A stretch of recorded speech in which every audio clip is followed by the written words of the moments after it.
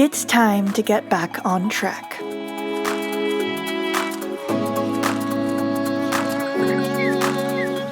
Two weeks ago, we made a jig, which we'll use to laminate all the new deck beams for our boat.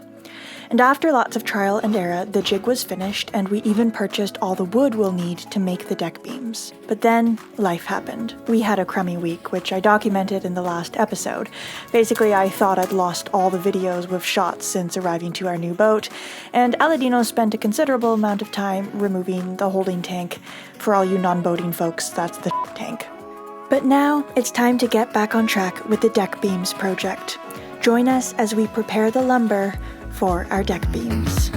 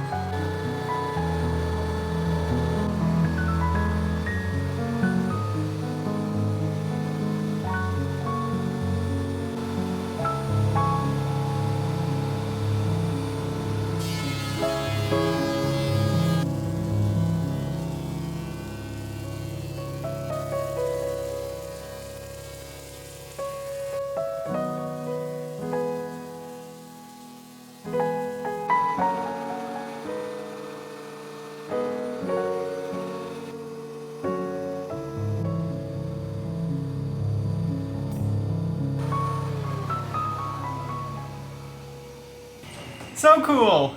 Very cool. Oh, I love this. I've never seen one of these before. A planer? Yeah. A thickness planer? Yeah, this is amazing. The latest addition to our workshop. Thank you, Scott. This is truly incredible. Stuff of dreams happening over here. The dream workshop is ready and working and running. Bring your boats. No, we're busy. No, but it's really incredible. This really will make a difference. Yeah, for anybody who hasn't seen one, it belongs to the category of planers. And that category starts with hand planes. And then we can move up to an electric hand planer, which becomes bigger, a little bulkier. And then this one, I believe they're called a thickness planer.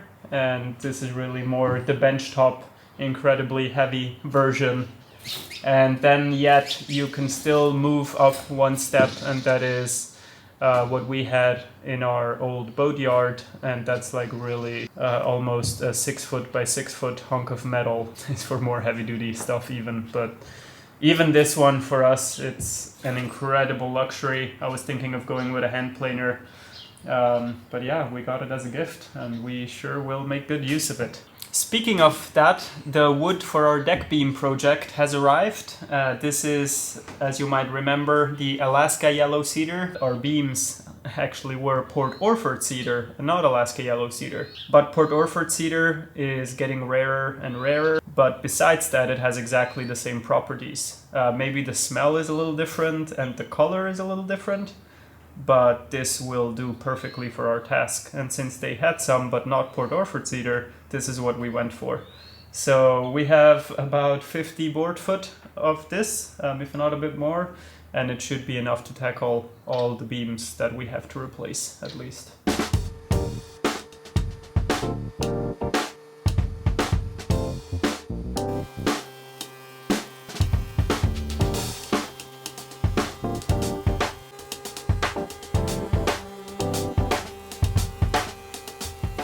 So, just having gotten this one, I gave it a little test run, and here you can see the results. It does an incredible job at smoothing the lumber.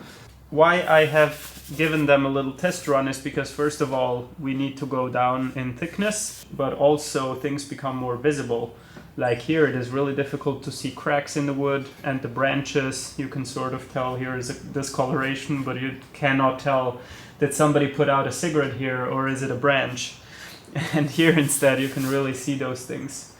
So we're doing it for two reasons. Basically, then we're going down to the desired thickness because our deck beams are made of 4 layers. I'm sorry, this is only 3. I know, 1 layer came off, so it's not that I cannot count. But each layer will be 3/4 inches, and that's the thickness we will plane our 1-inch slabs down to with the thickness planer. And since it's a few episodes ago that we have started this project, I want to show you the jig again that we made to laminate the curvature into the beams. At the end, we are stacking 4 layers to make 1 beam. Well, depending on the length of the beam. My idea is to stack 4 layers, and then I can make 4 short beams, for example, because the jig is 8 feet and the short beams are shy of 2 feet. There is a lot of extra spare room. The short beams are quite a bit less than 2 feet. The next step was to inspect and measure all the lumber, and then figure out which pieces of wood should be used for which beams. So we need to replace beams of different sizes and lengths, and the ones we're focusing on first are the short beams or half beams, the ones that run on the side decks. So I am selecting wood. So I do visual inspection, see do I actually have 8 feet in length that are usable? Is there a crack somewhere in the middle? Are there knots, branches, anything that make it not usable? So this is a handy workbench for this. It's not that I'm cutting them up immediately, but I just laid them out here. And then I marked, for example, here, there is a crack. This is how I was taught to do it. Just mark it so you see it from afar. And I keep checking. Luckily, those are really wide, so there is quite a bit of offcut, but it's better to be on the safe side than to be working with really short parameters. So there's a branch here in the middle. To be honest, this is such amazing clear vertical grain, besides these little knots, of course, but being 4 laminations, if I put a knot in between, I won't worry about that too much if it's only 1 here and there, so we'll see how many accumulate. So besides that crack, this looks really good. And then what I do, I measure it, and because just needing 97 inches, I can see if I can get rid of that section that has the crack, since the rest looks good. And indeed, I have already marked this. So here we go at 97, and I can perfectly get rid of this section here. So our beams are going to be 1.5 inch wide, and these planks here are much wider than 3 inches. So we cut them in half, and then we can stack them and have 2 layers already with 1 plank. So having 2 planks, I have 4 layers. This means this is good for 4 short beams. So I'll do all the cutting later. Now it's just measuring and inspection. So I put these aside, and now I continue in the similar manner.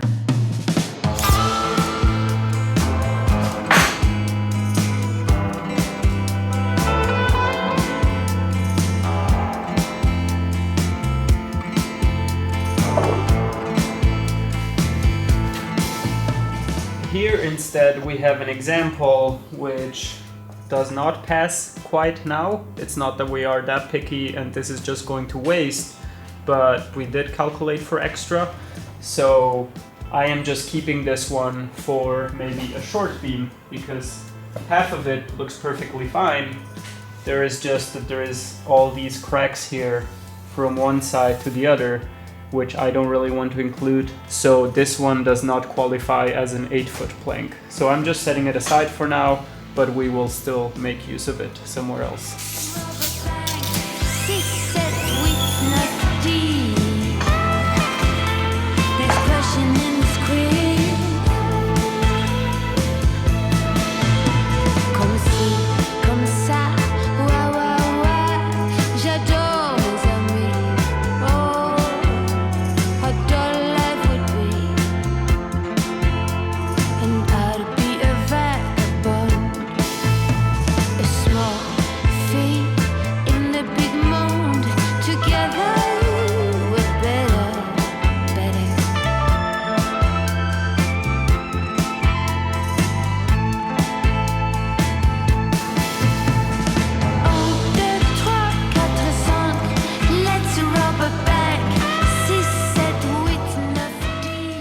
I've just been thinking, yeah, how lucky we are.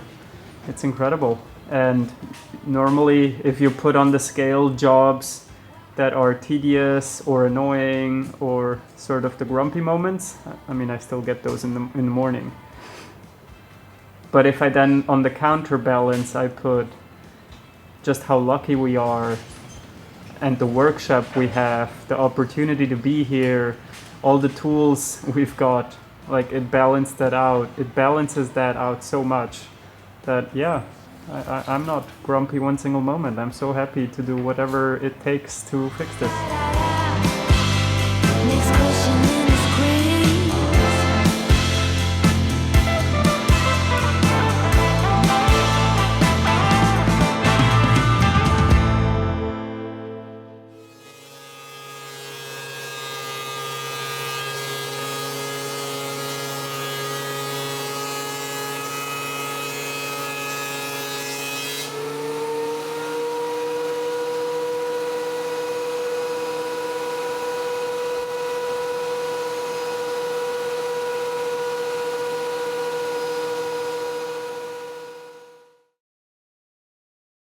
It's crazy the sort of shavings that planer makes. It's just really dust.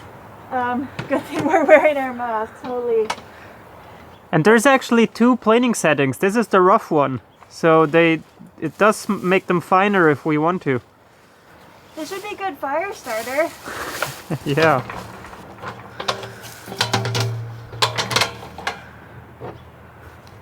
Oh no, and it blows all back into the workshop.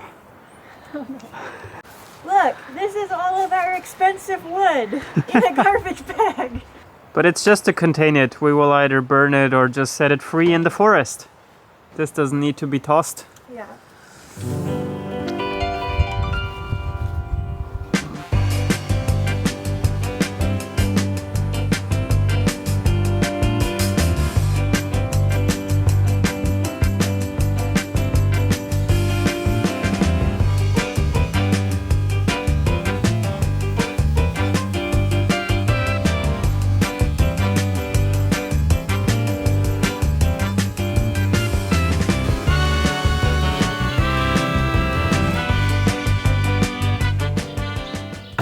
We're done!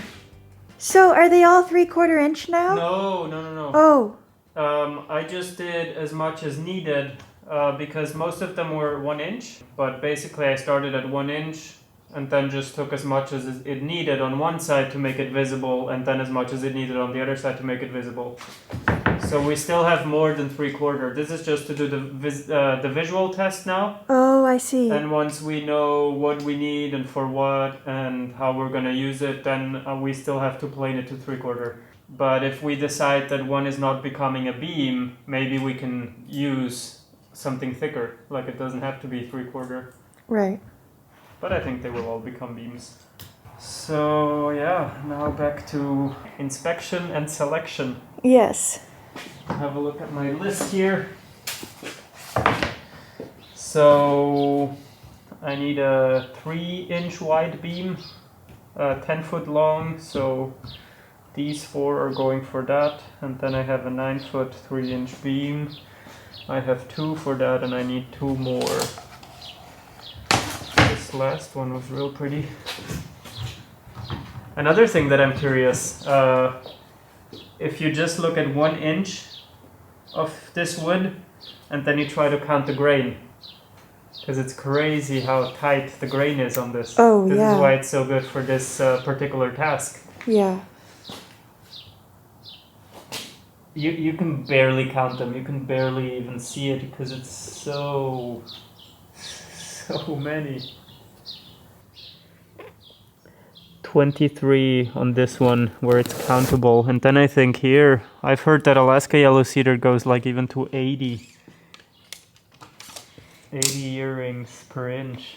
That's probably around here where I cannot count them. That's crazy. It makes you feel kind of guilty for using this wood. 23 doesn't sound like much, but yeah, this one here, I don't know how much that is. Why? Well, that means it grows really, really slowly. No, it does, of course, but I mean, we are using it, and it will hopefully last another 100 years in our boat. We can hope.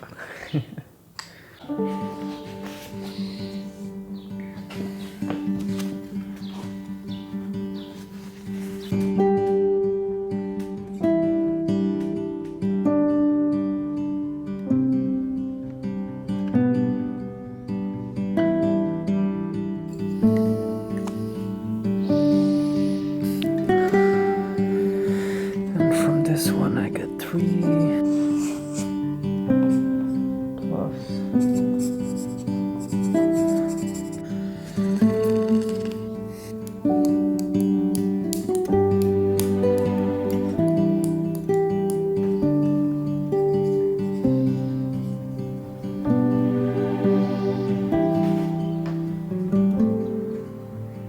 I hope I remember this stuff.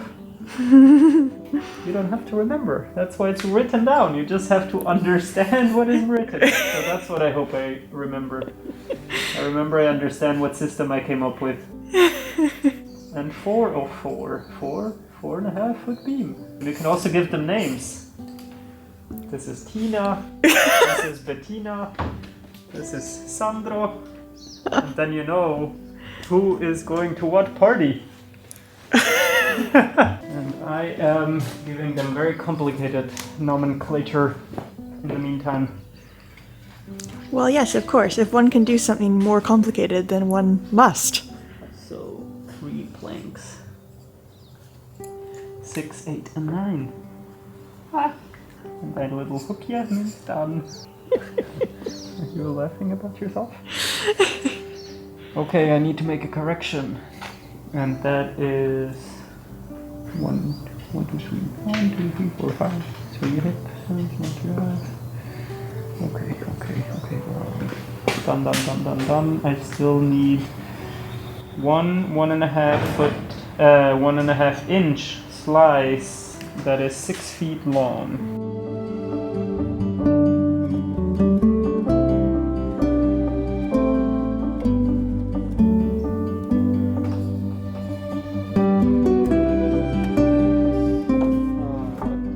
So now we have allotted wood for 16. And we still need 2 more. And have we accounted for this wood over here? No, this is Okay. not anywhere yet.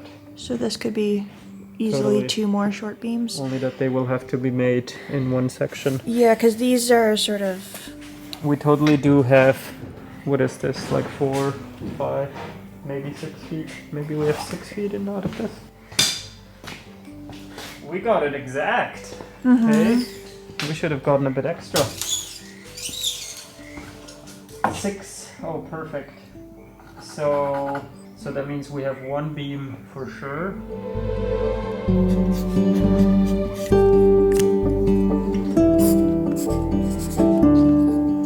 Wow, maybe a bit too exact the amount that we bought. You always have to account for some extra, but Eden Saw is not far.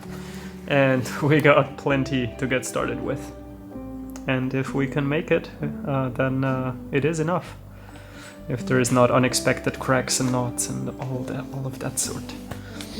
Ah, what a fun day.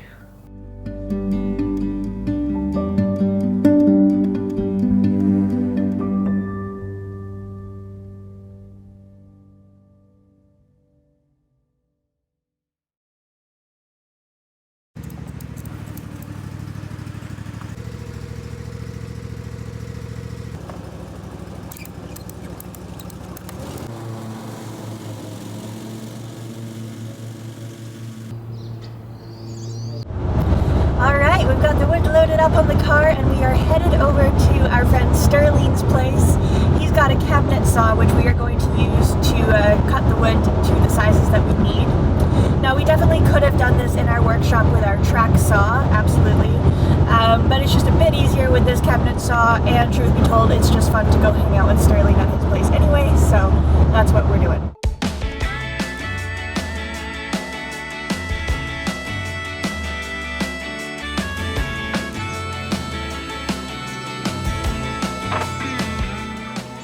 We needed to rip several of the beams in half lengthwise, which is easiest done on a table saw or cabinet saw. Sterling was kind enough to let us come over and use his.